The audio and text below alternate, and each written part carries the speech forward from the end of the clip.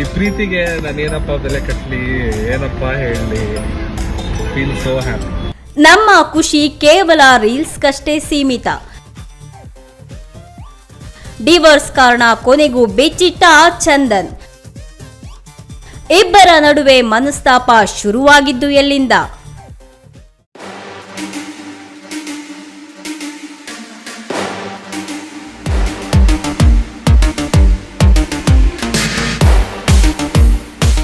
ಒಮ್ಮೊಮ್ಮೆ ಎಲ್ಲರ ಕಣ್ಣಿಗೆ ಕಾಮಿಡಿ ಪೀಸ್ಗಳಂತೆ ಕಾಣ್ತಿದ್ದವರು ನೋಡ್ತಿದ್ದಂತೆ ಹೇಳಿ ಮಾಡಿಸಿದಂತಹ ಬದುಕನ್ನ ರೂಪಿಸಿಕೊಂಡು ಲೇವಡಿ ಮಾಡೋರ ಮುಂದೆ ಗೆದ್ದು ಬೀಗುತ್ತಾರೆ. ಇನ್ನು ಕೆಲವೊಮ್ಮೆ ತುಂಬಾನೇ ಇಷ್ಟಪಟ್ಟು ಮದುವೆಯಾದವರು, ಒಬ್ಬರನ್ನ ಬಿಟ್ಟು ಒಬ್ಬರು ಉಸಿರಾಡೋಕ್ಕೂ ಸಹ ಸಾಧ್ಯವಿಲ್ಲ ಅಂದ್ಕೊಂಡವರು, ವಿರೋಧಗಳನ್ನ ಧಿಕ್ಕರಿಸಿ ಮದುವೆಯಾದಂಥವರು ಜೊತೆಗೂಡಿದ ಕೆಲವೇ ದಿನಗಳಲ್ಲಿ ದೂರ ಆಗ್ತಾರೆ. ಇದಕ್ಕೆ ಚಂದನ್ ಶೆಟ್ಟಿ ಮತ್ತು ನಿವೇದಿತಾ ಗೌಡ ಅತ್ಯುತ್ತಮ ಉದಾಹರಣೆ. ಇಂಥ ಚಂದನ್ ಶೆಟ್ಟಿ ಮತ್ತು ನಿವೇದಿತಾ ಗೌಡ ದೂರವಾಗಿ ಸರಿಯಾಗಿ 1 ವರ್ಷ ಆಗಿದೆ. ಆದರೆ ಇವತ್ತು ಕೂಡ ಸಹ ಅವರ ವಿಚ್ಛೇದನದ ವಿಚಾರದ ಕುರಿತು ಅನೇಕರಲ್ಲಿರುವಂತಹ ಕುತೂಹಲ ಇನ್ನೂ ಕಡಿಮೆ ಆಗಿಲ್ಲ. ಇವತ್ತು ಕೂಡ ಇಬ್ಬರು ದೂರವಾಗಿದ್ದು ಯಾಕೆ, ಮನಸ್ತಾಪ ಶುರುವಾಗಿದ್ದು ಎಲ್ಲಿಂದ ಅನ್ನೋ ಪ್ರಶ್ನೆ ಹಲವರಲ್ಲಿ ಇದ್ದೇ ಇದೆ.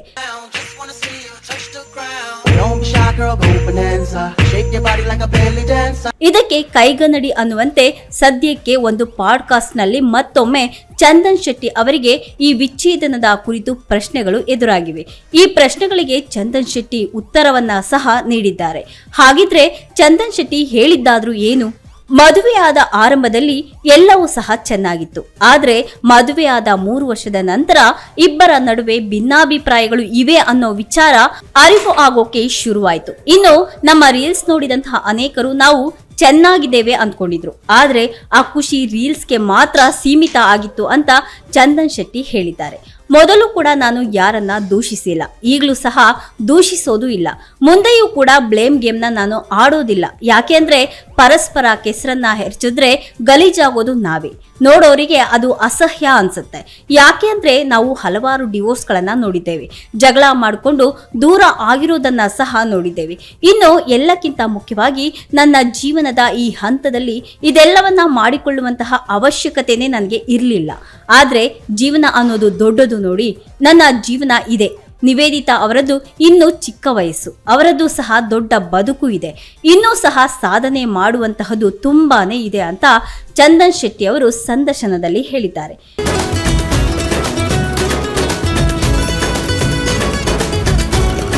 ಹೊಂದಾಣಿಕೆ ಆಗದಿದ್ದಾಗ ಡಿವೋರ್ಸ್ ಅನ್ನ ಪಡೆಯುವಂತಹ ನಿರ್ಧಾರವನ್ನ ಮಾಡಿದ್ವಿ. ಜೊತೆಯಲ್ಲಿ ಕುಳಿತು ಮಾತನಾಡಿದ್ವಿ. ನಾವಿಬ್ರು ಸಹ ಜೋಡಿಯಾಗಿದ್ದು ಮಾಡುವ ಜೀವನಕ್ಕಿಂತ ನಮ್ಮಿಬ್ಬರ ವೃತ್ತಿ ಪ್ರವೃತ್ತಿಗಳು ಮುಖ್ಯ ಎಂದಾದಾಗ ಬೇರೆಯಾಗಿ ಬದುಕೋದು ಒಳ್ಳೇದು ಅಂತ ಅನಿಸ್ತು. ಅದೇ ಸರಿ ಅನ್ನೋದನ್ನ ನಾವಿಬ್ರು ಸಹ ಮೊದಲು ನಿರ್ಧಾರವನ್ನ ಮಾಡಿದ್ವಿ. ಇನ್ನು ನಾವು ಇಬ್ರು ಸಹ ಖುಷಿಯಾಗಿಲ್ಲ ಅನ್ನೋದು ನಮ್ಮ ಮನೆಯವರಿಗೆ ಸಹ ಗೊತ್ತಿತ್ತು.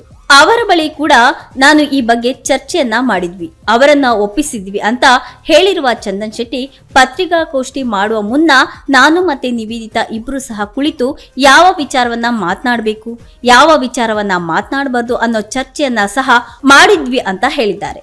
ನಿವೇದಿತಾ ಮತ್ತು ನನ್ನ ಬದುಕು ತುಂಬಾನೇ ತದ್ವಿರುದ್ಧ. ಅವಳು ತುಂಬಾ ಪಾಶ್ ಹುಡುಗಿ, ನಾನು ತುಂಬಾ ಸಿಂಪಲ್ ಆದಂತಹ ಹುಡುಗ. ಲೈಫ್ ಸ್ಟೈಲ್ ಹೊಂದಾಣಿಕೆ ಆಗ್ತಾನೆ ಇರಲಿಲ್ಲ. ನಾನು ಮೊದಲ ದಿನದಿಂದ ಡಿವೋರ್ಸ್ ಆಗೋವರೆಗೂ ಸಹ ನಿವೇದಿತಾಗೆ ಸಪೋರ್ಟ್ ಮಾಡ್ತಾ ಬಂದಿದ್ದೆ. ಅವಳಿಗೆ ಏನಿಷ್ಟನೋ ಹಾಗೇನೆ ಬಿಟ್ಟಿದ್ದೆ. ನಾನು ನನ್ನನ್ನ ಮರ್ತೇ ಬಿಟ್ಟಿದ್ದೆ. ನನ್ನ ಪಾರ್ಟ್ನರ್ನ ಖುಷಿಯಾಗಿಡ್ಬೇಕು ಅನ್ನೋ ಚೌಕಟ್ಟಿನಲ್ಲೇ ಬದುಕಿದ್ದೆ. ಆದ್ರೆ ಎಷ್ಟು ಕಷ್ಟ ಬಂದರೂ ಸಹ ಅದು ವರ್ಕೌಟೇ ಆಗ್ಲಿಲ್ಲ ಅಂದಾಗ ದೂರ ಆಗ್ಬೇಕು ಅನ್ನೋ ನಿರ್ಧಾರಕ್ಕೆ ಸಹ ನಾವಿಬ್ರು ಬಂದ್ವಿ. ಎಲ್ಲರಿಗೂ ಅವರದೇ ಆದಂತಹ ಬದುಕು ಇದೆ, ಅವರಿಗೆ ಬದುಕುವಂತಹ ಸ್ವಾತಂತ್ರ್ಯ ಕೂಡ ಇದೆ. ನಾನು ಯಾವತ್ತೂ ಸಹ ಯಾರ ಕೆಲಸಕ್ಕೆ ಅಡ್ಡಿಪಡಿಸಿದವನು ಅಲ್ವೇ ಅಲ್ಲ. ಇರೋದು ಒಂದೇ ಬದುಕು, ನಿನಗೆ ಅನ್ಸಿದ್ದನ್ನ ಮಾಡು ಅಂತ ಹೇಳುವಂತಹ ವ್ಯಕ್ತಿ ನಾನು. ಇದೇ ಸ್ವಾತಂತ್ರ್ಯವನ್ನ ನಾನು ಕೂಡ ನಿರೀಕ್ಷೆ ಮಾಡ್ತೇನೆ. ನಮ್ಮ ನಡುವೆ ಕೂಡ ಆಗಿದ್ದು ಸಹ ಅದೇ. ಇನ್ನು ನಾವು ಅಧಿಕೃತವಾಗಿ ಡಿವೋರ್ಸ್ ಪಡೆದಂತಹ ನಂತರ ನಾವು ಒಂದಿನ ಜೊತೆಯಲ್ಲೇ ಇದ್ವಿ. ಹಿತೈಷಿಯಾಗಿ ನಾನೇ ಅವರನ್ನ ಕೋರ್ಟ್ನಿಂದ ಮನೆಗೆ ಕರೆದುಕೊಂಡು ಹೋಗಿ ಬಿಟ್ಟಿದ್ದೆ ಅಂತ ಕೂಡ ಚಂದನ್ ಶೆಟ್ಟಿ ಅವರು ಸಂದರ್ಶನದಲ್ಲಿ ಹೇಳಿಕೆಯನ್ನ ಕೊಟ್ಟಿದ್ದಾರೆ. ಇನ್ನು ಡಿವೋರ್ಸ್ ವಿಚಾರದಲ್ಲಿ ನಿವೇದಿತಾ ತುಂಬಾನೇ ಪ್ರಬುದ್ಧವಾಗಿ ವರ್ತಿಸಿದ್ದಾರೆ ಅಂತ ಕೂಡ ಹೇಳಿದ್ದಾರೆ.